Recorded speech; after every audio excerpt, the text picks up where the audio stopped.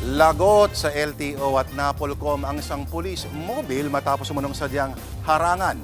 Matapos git-gitin ng isang motorista sa Maynila. Depensa naman ng mga pulis, nagkaroon lang daw ng mechanical problem ang kanilang sasakyan. Nasa frontline ng balitang yan si Gerard de la Peña. Viral ang video ng police mobile na nakahinto sa gitna ng kalsada sa Taft Avenue sa Maynila kahit nakago ang traffic light. Oh, yan oh. Nakago po yan. Nakago po yan oh. Nakago yan. Ang dalawang patrolman na sakay ng police mobile, uma-attitude pa raw. Ubat sa akin kanina. Oh, tapos nung nabusinahan, galit. Partida na yan, mga PO1 pa lang yan. Tila nang asar pa, umandar lang ang police mobile nang mag-yellow light na, kaya inabutan na ng stoplight ang sasakyang nagvi-video. Ayan, ang trabaho nila. Tingnan niyo po ang trabaho niyan. Paliwanag naman ng Ermita Police Station 5, hindi sinasadya ng mga pulis ang nangyari. Nagkaroon lang umano ng problema sa makina ang police mobile, kaya ito huminto sa may traffic light.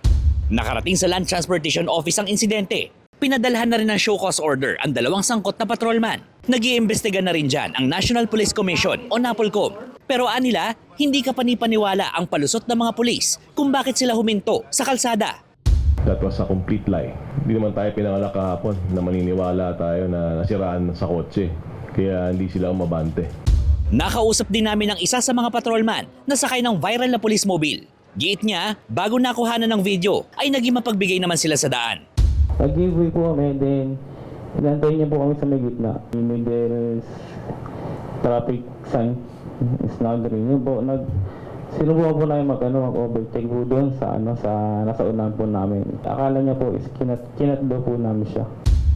Nahaharap sa reklamong administratibo ang dalawang pulis. Kakasuhan din sila ng perjury dahil kasinungalingan daw ang isinalaysay nila sa kanilang affidavit.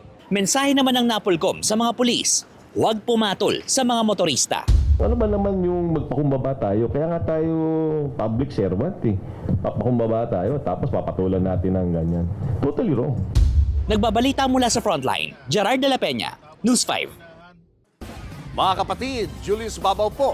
Para sa komprehensibo at makabuluhang balitaan at talakayan, mag-follow at mag-subscribe na sa social media pages ng News 5.